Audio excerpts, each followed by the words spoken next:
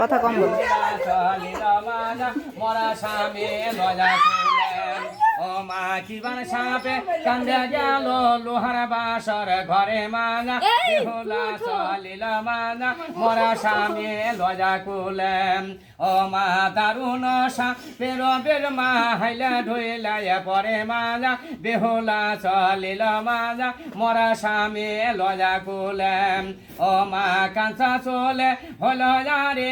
দুপুরের কালে মানা বেহুলা চলিল মানা মরা স্বামী লজা কুলেম ও মা শীতের সেন্দর হাতে শাখা দুতে নাকে যার মানা বেহুলা চলিল মানা মরা স্বামী লজা কুলেম ও মা মরা স্বামী কুলে লজা কান্দে বাসর ঘরে মানা বেহুলা চলিল মানা মরা স্বামী